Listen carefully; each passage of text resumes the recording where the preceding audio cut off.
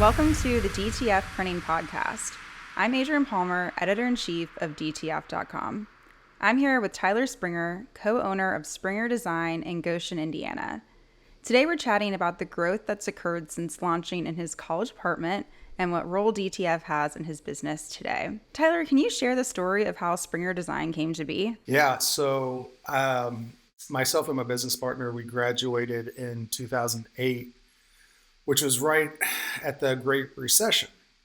And we thought, what a wonderful way to start our careers by starting a company, t-shirt company out of our college apartment. We were dumb enough to do it. So we were just t-shirt slanging. My business partner was handling all the artwork. I was doing the business side and sales.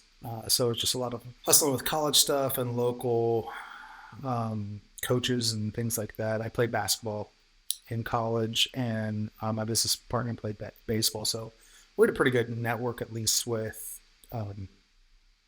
some college coaches and their networks and stuff like that we tapped into. So yeah, we were doing screen printing. We went to an ASI show our senior year, and we were like, okay, we found some good contacts for contract work. So we're like, sweet, we're going to do this. We outsourcing right away to,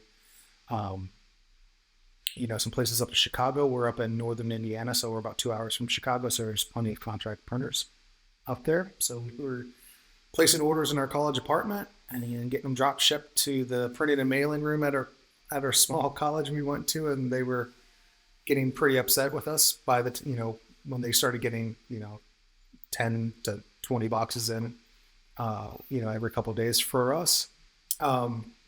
So we did that for a while, and then we started looking online, and we're like, we were just looking at how much money we were spending on contract printing, and we're like, we got to be able to do this ourselves. Like, we've been in other shops. We're like, it can't be that hard, right? And thank God we're in a time of in the world when YouTube was a recently new thing.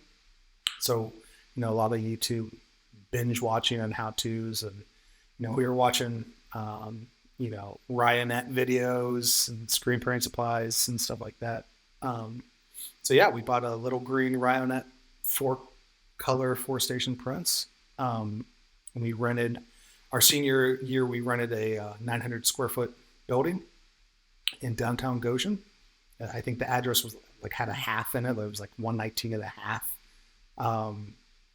So we're doing that and just hustling. So side note, we found out that screen printing has a lot more variables and it's a lot harder to do.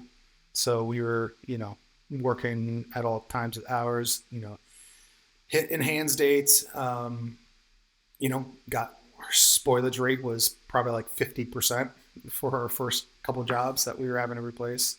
Fast forward, we just keep growing. We started getting into automatics, more, improving processes and building our clientele list, where the last couple of years pre-COVID, we were launching, we were up to 17 employees. We brought in embroidery machines before then. We do lots of corporate wear.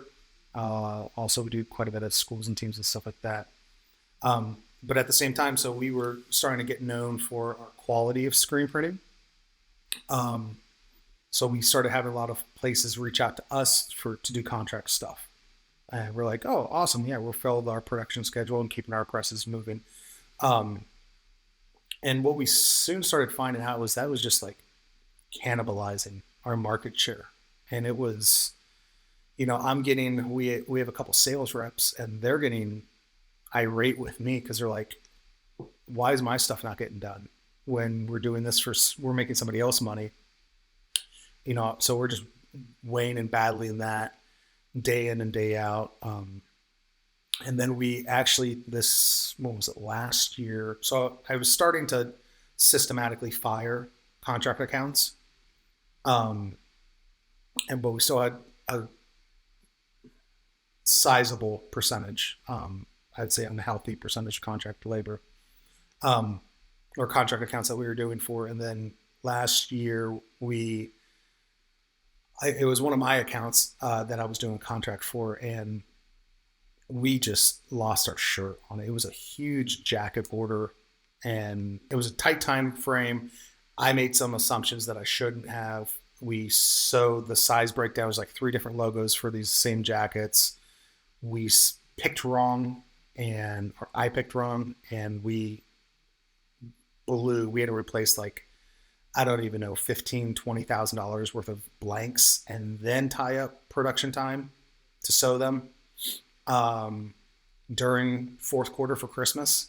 So as you can imagine, a lot of, coming to Jesus moments at that. So we just made an concerted effort. We'd seen DTF printing at that time. We were toying with it with mixed reviews. And then we just started making this asserted effort where in January of this last year, we're just like, okay, let's scrap everything we know. Let's re-engineer this. Let's remove all of our tribal knowledge. Let's try to look at this 100% through the eyes of the consumer. What are the things that's adding value? What's not? Because, in the decorative apparel industry, I'm a big believer that, it's a large industry, but it's niche, right? And everybody kind of has their opinions, and they're like, no, we do it this way and this. And I'm like, I don't really care. Like, the consumer's who's driving this, right? I don't care if you use a 110 mesh on a screen print or 160, but there's guys that are out there that will die on that hill, right? Customer doesn't care. And really, the customer doesn't care you taking time to explain that to them. They don't care. They want to know, am I getting a good price? Is it a good turnaround time? Is it looking like the art approval? And how's that? And quality. Is the quality good, right? So that was one of the things we were really struggling with, because even we had our own retail end user customers, we got rid of the contract stuff, but we're still having to make judgment calls, right? Because you're still photoshopping art approvals. So, and everyone's screen resolution is a little bit different. We're dealing with screen print supply vendors that have different stock colors, and it's like, okay, are we custom mixing this? Are we not? Are we using the closest thing? So there's, when we looked in January at our flow, it was just like, there's multiple times throughout the process that people are having to make subjective calls, and it's just not sustainable doing it that way. So, and then it's like, inevitably, right? You do a kids youth soccer program, and hey, little Jimmy his mom forgot to put in the order, and we need one more jersey. And it's like, okay, well, that was a 6-color front and a 3-color back. And it's like, so who are we going to make upset? Are we going to say, no, you didn't follow a process, or are we going to make the mom and the kid, or are we really going to make a kid not have a jersey because the parent messed up? We didn't like that.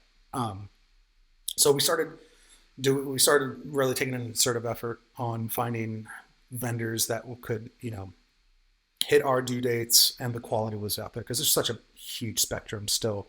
DTF still a little bit of the Wild West. It's getting super better. But we started doing that. And then kind of what we started finding out was, okay, this is awesome. Like, the customer is getting exactly what they want, because it's exactly what the art approval looks like. There's no subjectiveness that has to happen. We've started doing lots of e-commerce stores, lots of spirit wear. So the workflows on that, we're actually able to not force our customers to buy a bunch of inventory and stock it, and we can just do it on demand. We stock the DTFs, big deal, but we're not having to say, hey, you want to run a program with us, you got to, put $50,000 of inventory in it. So really easy for our customers to say yes to. And again, they're getting exactly what they want. All the things that when we re-engineered this in last January, it's checking all the boxes, and our customers are having such a better experience.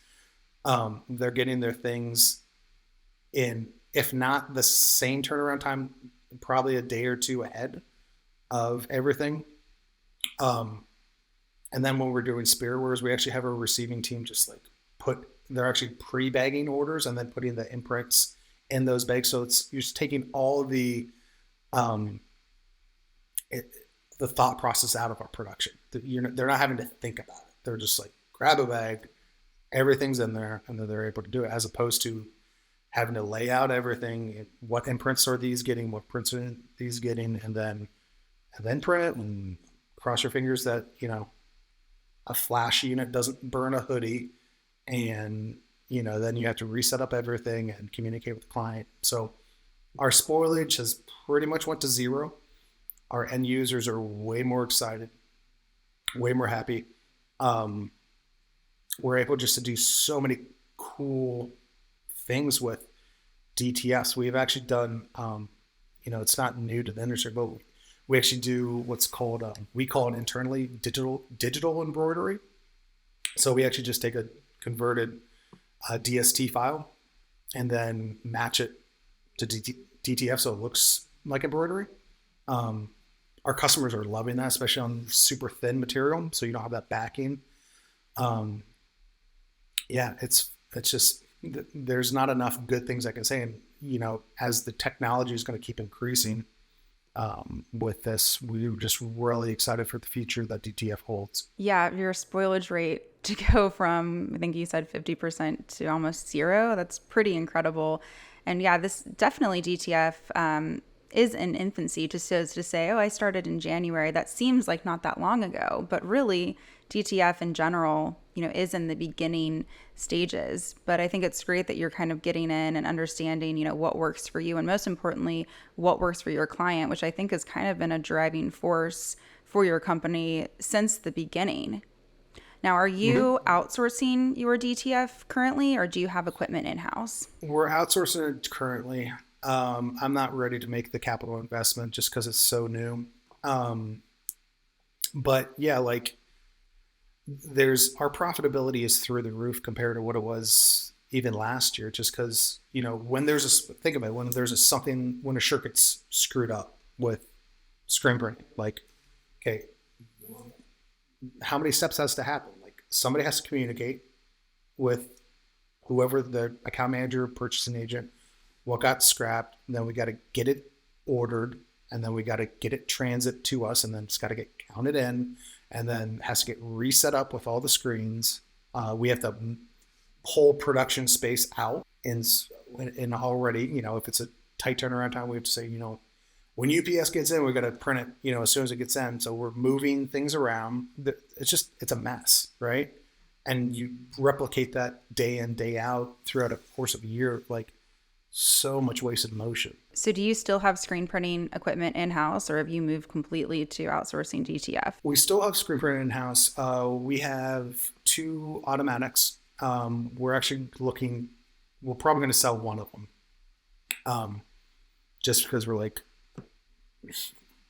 we went from screen printing 5 days a week, not uncommon to print on a Saturday, at least a half a day, to we are screen printing at the most 2 days a week right now, and everything else is DTF. Wow. And our side note, our employees love working here now because they're not covered in ink or super hot and sweaty all the time. And I can just maneuver the production schedule. It's like, okay, hey, Thursday and Friday is supposed to be 110 degrees, so we're not going to screen print those days. So I can move things around easily.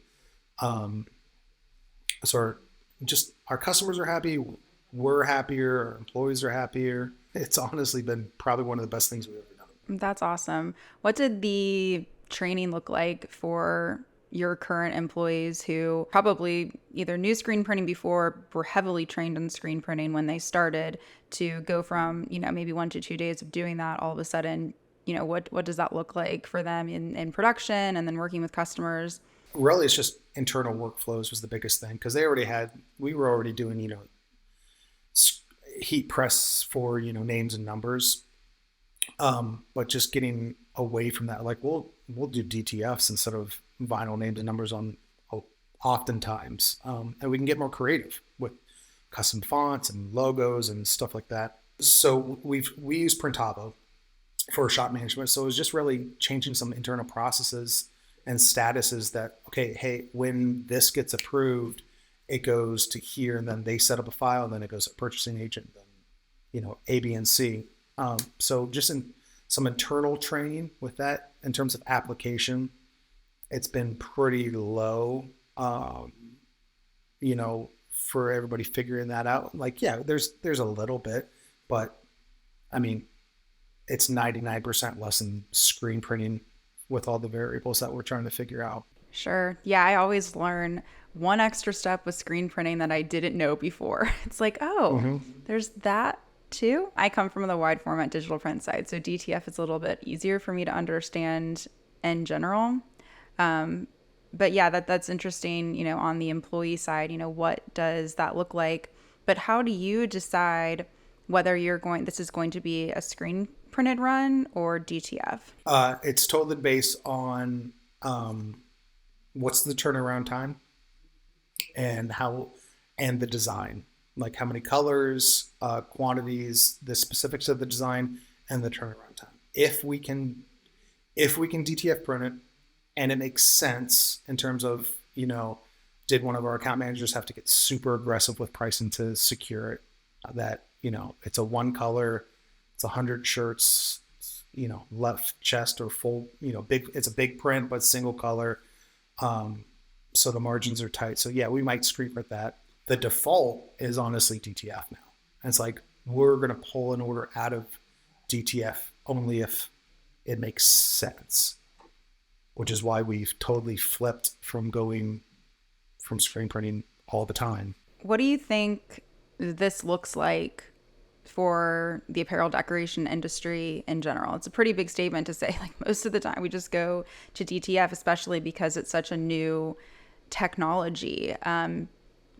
What are your thoughts on when people say, oh, DTF or DTG will take over, or, you know, screen printing is here to stay no matter what? Where do you weigh in on the combo? Yeah, so again, lots of people will die on hills in this industry, and I love it, right? That's great. You want passion in anything you do. I actually just had a sales rep in from one of our vendors the other day, and I was talking to him. I was actually showing him some of our digital embroidery samples, and he said, Tyler, there's only been a handful of things that I have witnessed in our industry that has fundamentally changed our industry. I think DTF is going to be one of those things. And I said, couldn't agree with you more. I think, again, this is going to be controversial. I think DTG is, you may as well be investing in typewriters at this point. I'm sorry, companies out there that are buying it. I just think the focus is going to be on DTF. I think technology is going to get better and it's already started, right? Like, once DTF starts getting more of specialty prints and the quality and the hand of the feels. So once you're getting glitters and puffs and all that stuff, that's going to happen with DTF at some point. You don't have to change what you're doing from a 100% polyester shirt to a 50-50 to 100% as opposed to DTG. We used to have DTG in-house, and it was one of the worst purchases I've made. And it was from a reputable company. I'm not going to say the name, but the guy that's the sales rep that sold it to me, I bring it up all the time. And he's like, yeah, sorry about that. I think there's always going to be a place for screen printing, at least in the near future, just in terms of volume and all those things. But I think DTF is going to really take over a lot of those parts of the industry. I think it's going to just open up the industry as a whole for more. I mean, the competitiveness is going to get higher, right? Because all of a sudden I can do 100 shirts with full color and it feels good and I can do it out of my house, right? So you're going to need to focus on other spots. That's why we really made an assertive effort to go e-commerce strong. Because I don't really want to fight with somebody over 25 cents a shirt that's running out of their garage and they don't have the overhead that I have, right? So we're focusing on adding value in other spots. I really like the example you gave of the soccer mom who realized, oh my gosh, we didn't order the shirt. What are we going to do? Everybody has their shirts. That's great customer service and providing a quality item, not running around trying to create something that's not going to look good. It's going to look like everybody else's and you're going to get it in a short amount of time. And now your customer's happy and you're going to get someone in return. So I think these short runs too, some people just may consider, oh, well, maybe that's for some type of party or some type of event. We only need 10, so we're not going to screen print. But it's those other maybe mishaps or mistakes. Oh, I spelled my kid's name wrong on the shirt. What can you do for me? That's pretty incredible. And then you become that source for them moving forward. Well, and look at it this way too. Like the vendor as in us, we always lose. If something goes wrong, if it's our fault or not, the parent or the coach or the person, 9 times out of 10, they're not going to say, I screwed up. I'm sorry. It's ambiguity in talk, right? It's like, oh, we had an issue and this month, like we always lose, right? So if we can fix that before it's a problem, and and part of our workflow is, hey, the internal guy for us that's setting up those gang sheets, if you're able to on the gang sheet, throw a couple more on. So almost every order we have, depending on the size of the image, we have, maybe 1 to 3 more designs of the DTF prints for that job. We have it all the time where it's like, oh yeah, that exact same situation. And we're able to just buy it from buy a Gildan 8000 shirt, comes in the next day, and it's done. It doesn't matter if it's 10 color print, right?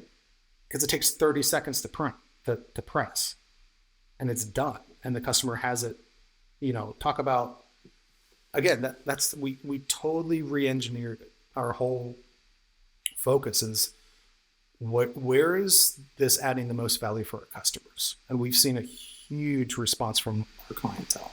Can you talk a little bit more about the e-commerce sites and that print on demand, kind of how you're setting that up?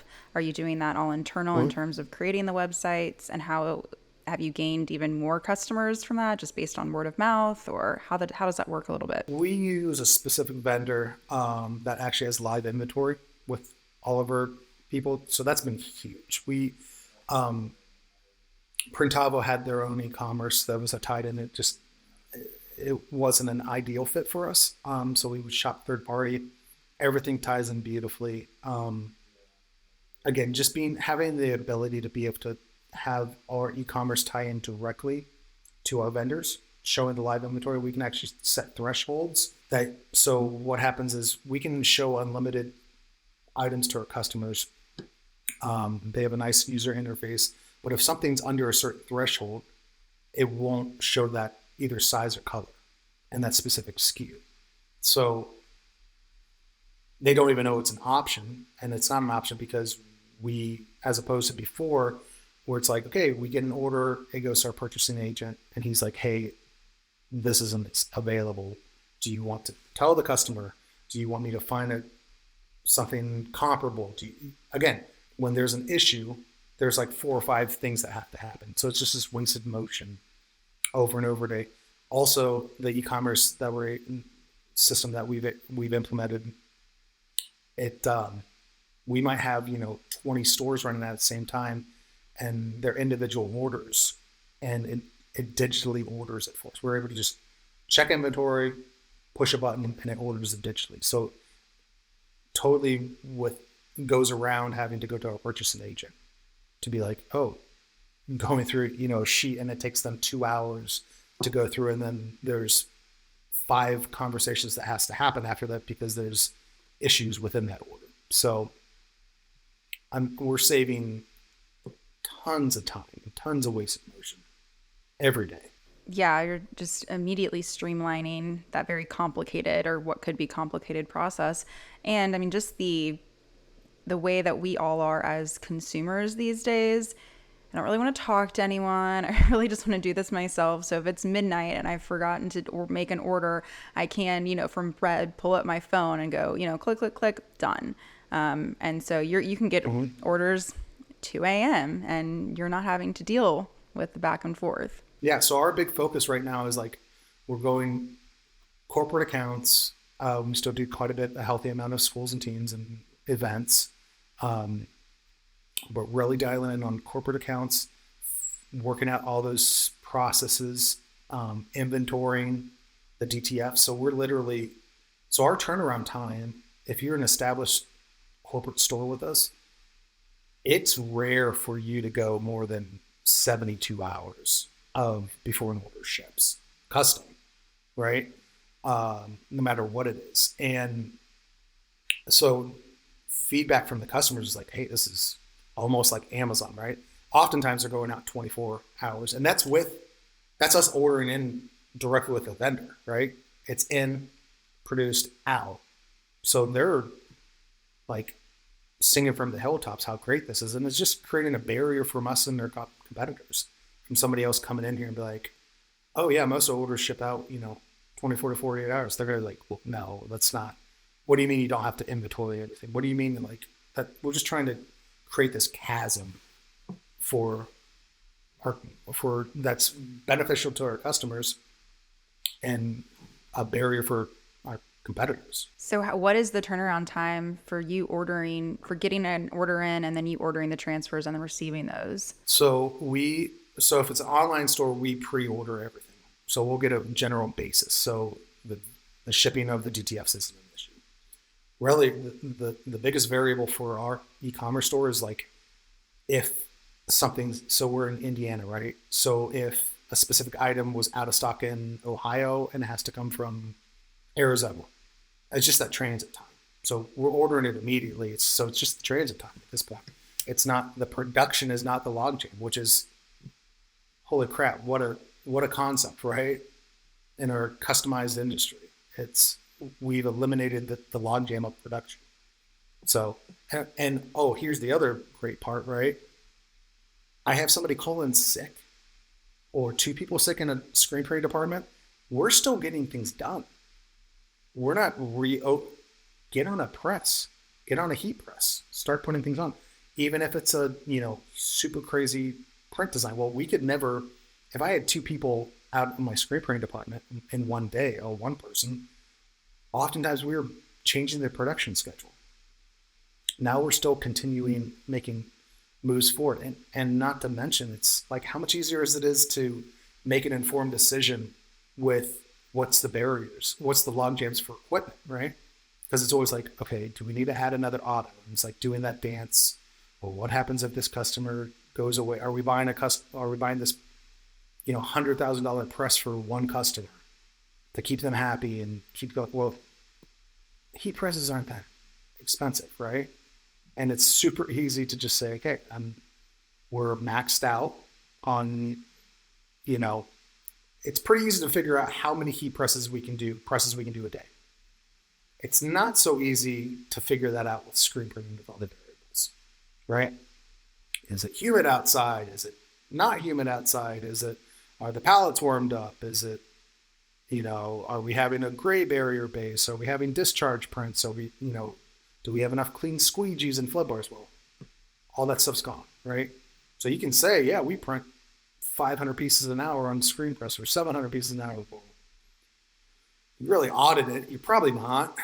And you're probably printing 200 aggregated, 250, 300. You got a couple dual heat presses. You're doing that all day without those variables. And your spoilage rate's gone and customers getting exactly what they want. Like, it's a no-brainer for us. And on your site, it mentions that you offer creative branding solutions. Can you talk a little bit about that? Do you have designers in-house? Is that for your corporate clients? No.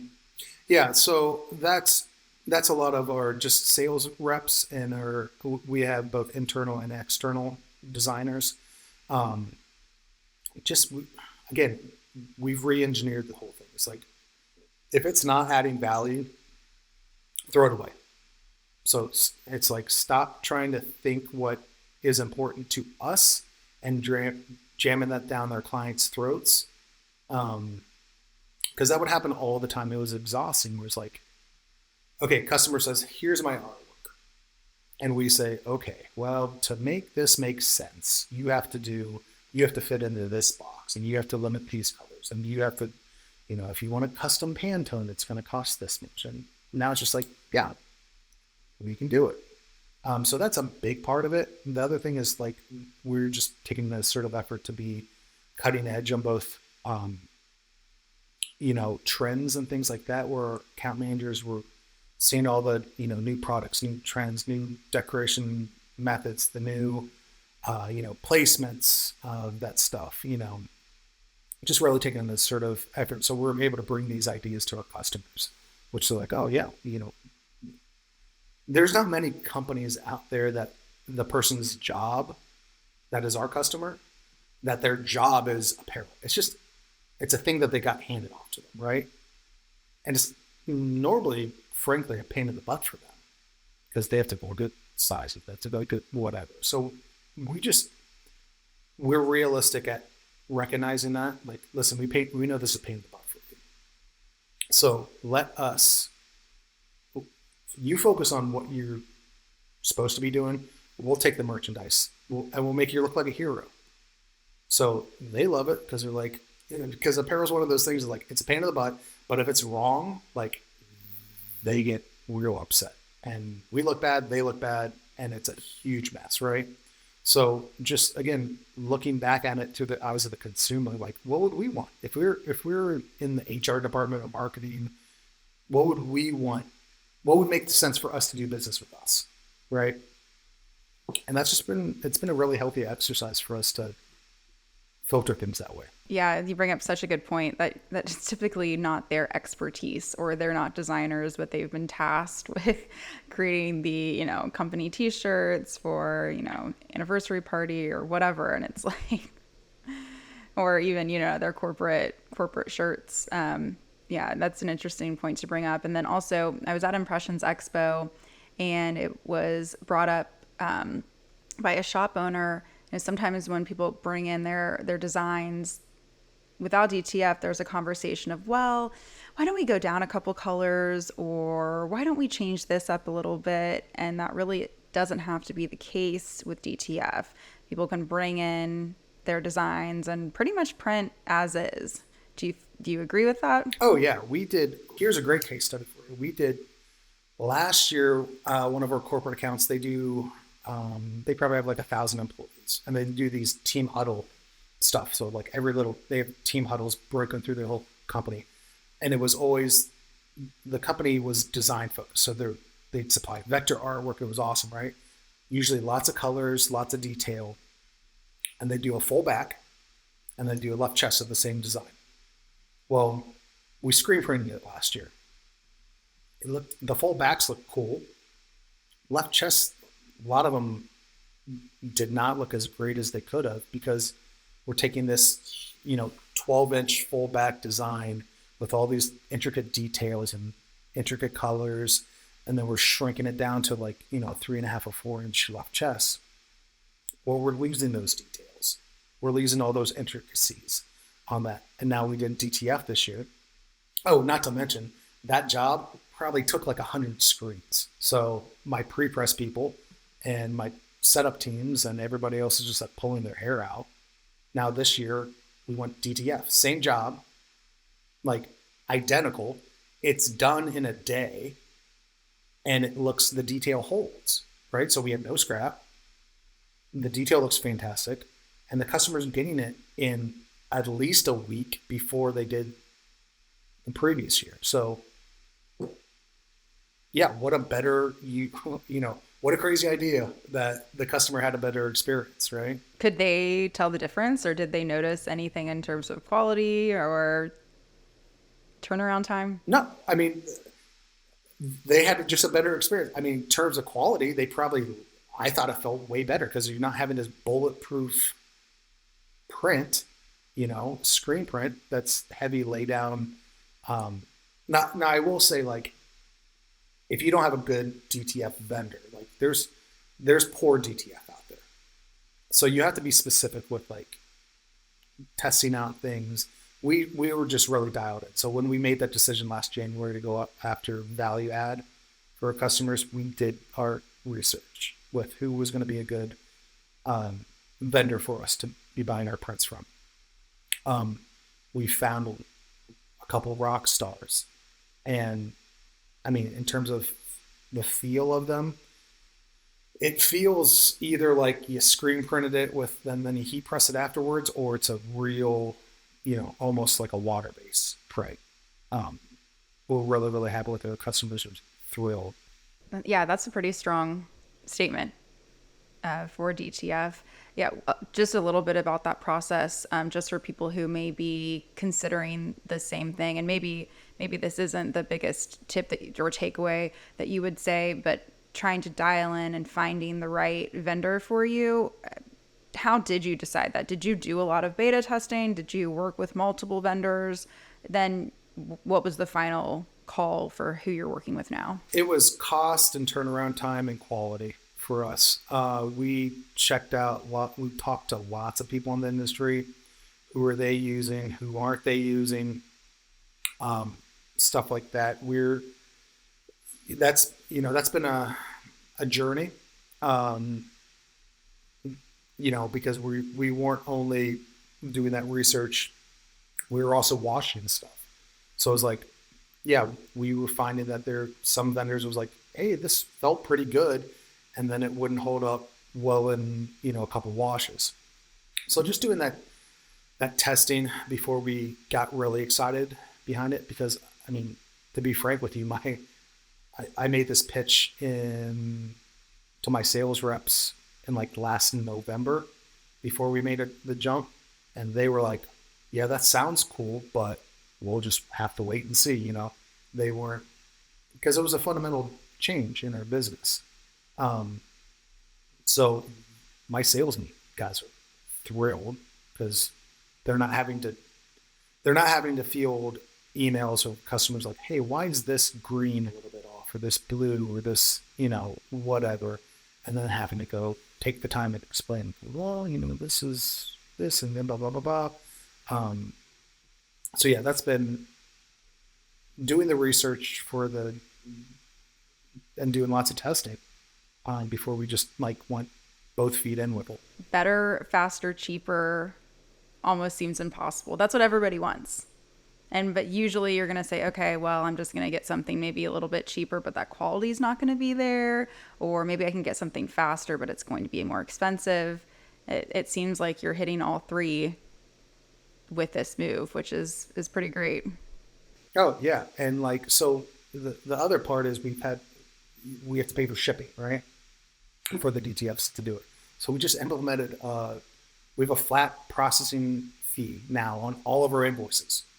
So not only is this we're ordering DTFs daily, a lot of them. So we've turned that into a revenue stream for us. So we're making, we might process 3,000 orders a year. Well, now we're getting paid on every single one of those for a processing fee. So we're not only covering the shipping of the DTFs, we're actually making a profitability center for it. So, and we've had zero, say zero. We may have had 2 clients out of the last 1,000 orders we've processed say something, and quite frankly, the clients say maybe you're not in the industry market for customized apparel. So that's a great tip. Yeah, include those shipping prices and your cost. Now, are you having your customers pay up front, or is there a discount for them if they're paying up front? What does that payment process look like? So that's one of the things that Printavo's awesome at. So the vast majority of our customers are pay up front, unless for whatever situations they can't. They're a school or they're a large corporation where it's they have to go through their accounts receivable or payable department. So unless there's a legitimate reason they can't pay up front, we require payment up front for our customers. And Printavo is able to handle all that stuff. So we're just really shouting out to Printavo. So. Yeah, absolutely. No, I think that there are many, many shop owners who have gone that route and seen a big change in their business instead of having to wait on that invoice and wait either the month or then someone's delayed, and that really bogs up your business. And so to get that payment up front, you're not worrying about it, and the customer is going to get their prints, and they're just merrily rolling along. Well, and here's the other thing, right? we actually were pushing back up against paying up front. And the reason being, we weren't confident before this change that we could hold up our end of the bargain consistently. So what we didn't want to do was say, you pay up front, and then you are going to come the day of your in-hands date because we're scrambling to get this done. Or, hey, we got everything done, but we had 3 pieces that got scrapped, or whatever. So strategically, we're like, we really don't. We want to get paid up front, but we're not confident enough that, because of all the variables and turnaround times and, gosh, through the COVID and supply chains and stuff like that. But now with DTF, it's like, we can just do the math on it, right? We're going to do the math. We know we have to reverse engineer. We need this date. The event date's here. We need to get them ordered here. So now it's like something has to go critically bad in our processes not being followed for our due dates not to get hit. And not only hit, like we pad everything, right? So it's not uncommon daily for our customers to be like, call or email and say, hey, I just want to make sure this was not a mistake. You said it was going to be Friday. It's Wednesday and it's done. Am I good to come over and pick this up? It's like, yeah, right. I mean, novel concept, over deliver, under promise. We re-looked at it, like what would we want as a consumer? Our success rate with that change has been great. What a great problem to have, or a great question to be asked. It's early. You're right. Yeah. Are we all good here? No, that's awesome. Yep. And yeah, I think we all have a little bit of COVID PTSD, whatever that looks like, but specifically with shipping and having things, in stock, that stress. But from what I'm understanding, specifically in the print industry, that's kind of, we're in a much better spot now. It was terrible. Like we actually, I have a software company too. It's called Decoflow, DECOFLO. We actually created a receiving app that ties into Printavo because of COVID. Because we're like, this is impossible to try to hit in-hands dates, to try to hit everything and not have any idea where things are going. So we actually did a whole rollout software solution, which has been great. We use it at my shop, and there's tons of other shops around the country that use it. But yeah, just the PTSD is a real thing with COVID. And, if you haven't gone through it, it's a real thing. So maybe your top tip for someone who's considering the transition, or even at least just the adoption? Maybe they're going to, like you yourself, you've kept some autos, you're still doing some screen printing, you're not making the full move just to go completely DTF. But for those listening, do you have any tips from those beginning days of the transition? Of the transition or starting the company? Because those are two different questions. Well, with DTF specifically, but sure, you can answer both. I'm sure people would love to hear the beginning days challenges and then the now DTF challenges. Yeah, well, I'm 38 and I have pretty white hair, so that can tell you starting a company out of college and going through COVID and a recession. That speaks for itself. In terms of the transition, just do your research, talk to lots of people. Don't be, one thing in our industry is, I think sometimes there's this tribal knowledge, and it's like, I have something so special. I don't want to talk to anybody about it, because if they know about it, then it'll get out. Well, your idea is probably not new. And there's probably some things that if you just talk to people in our industry, it's really cool. Like, people want to help. It's not like that. Like, I could go down to Indianapolis and call some shops, and they would let me walk through. First time I talked to them, like, people are awesome in this industry, as big as it is, and as at the same time as niche as it is. The vast majority of people want to help each other. So just talk to lots of people. What are you doing? Like, I reached out to ShireCon. No, I'm sorry, not ShireCon. I forget. It was somebody else that I follow on Instagram. I was like, hey, how are you buying your presses, your DTF presses? And he's like, yep, here's a link. You know, this is what I did, and blah, blah, blah. Like, just having those conversations. It's been awesome. People want to help, you know. It's entrepreneurs want to help, people want to help. It's great. So having those conversations, doing your testing, you know, still have those conversations, but verify for yourself that it makes a good fit. So if somebody says, oh, you got to use my guy, okay, cool. Do a couple test orders. Do some shop shirts for yourself. Order them in. Have your staff wear them. Wash them yourself. See what happens in 30 days. Like, are you still happy with it? You know, you let all those real life variables work themselves out. Yeah, I think that's what's so great about this industry is that everyone is open to sharing what works for them. It may not work for you, as you just mentioned. You definitely have to test it. Great tip. But it's really nice when you can call up any shop or message them on Instagram and say, hey, do you mind if I pop by? Or do you have time to chat and just give me a little bit of an update on, you know, how you're doing this? Because I think there's a little bit of aspiration there too. You're looking at other shops saying, that's what I want to do. How are they doing this? And people are most likely open to that because, you know, maybe some of like the business and processes stuff, you know, are very unique. But at the end of the day, everyone's somewhat doing the same thing, and there's a ton of you know, clients and customers for everyone, and I think that's what makes this industry a little bit more unique compared to others not wanting to share their secret sauces. But I agree. I think, you know, instead of maybe being dialed into just one person, talk to other shop owners, talk to vendors, talk to suppliers, check out industry, you know, publications and newsletters and DTF.com.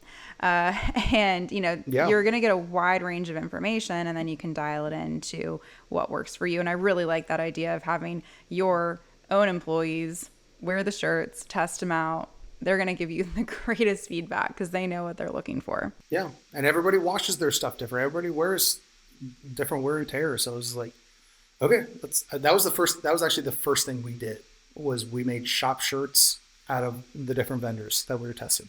We're like, if this is going to hold up, this is going to be a good, it's a safe case study, right? We're not going to burn any bridges with customers if this falls apart or whatever. Yeah. And not to mention, like, now for shop shirts, I don't have to print a whole box and I can just order in, hey, we have a new hire. Okay. No, what size do you want? We're large. Okay. You got 5 shirts, size large, ordered in. They're going to be done tomorrow. And I don't have to run, you know, a case of them and everybody's different sizes. So, and then they can print their own shirt and learn the heat presses themselves. Mm-hmm. Yeah. Perfect training. Yeah. Yeah. Well, Tyler, this has been great. Is there anything that you want to leave our listeners with? Anything that we didn't discuss that you feel as though the DTF world needs to know? No, just, you know, you got to make it work for you.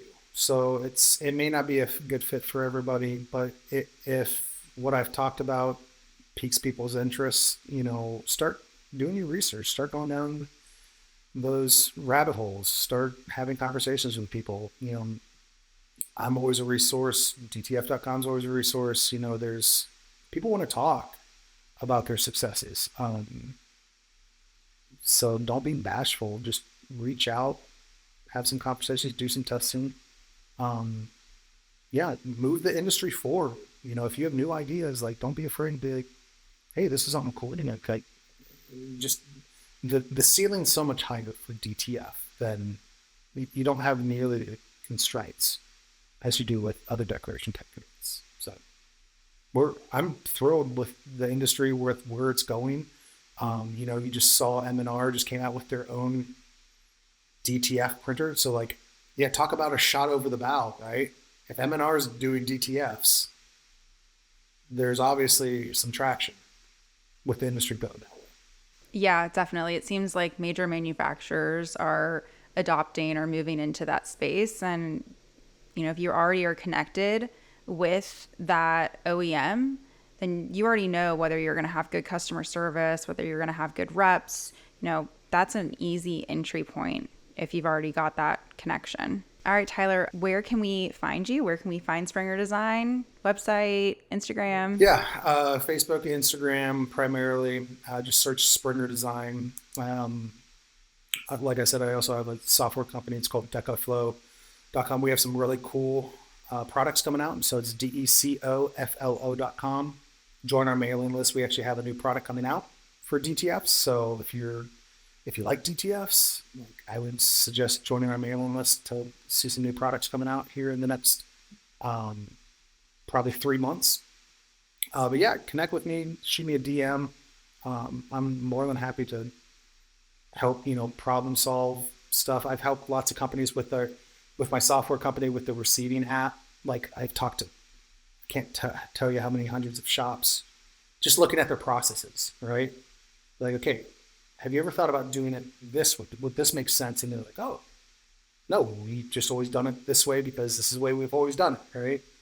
I love just having conversations. It doesn't have to be, I didn't get in this industry because I love t-shirts. I don't have this burning desire, for I love business. I love people. I love, making incremental daily improvements. That's the stuff that gets me out of bed in the morning. So yeah, don't be a stranger. That's great.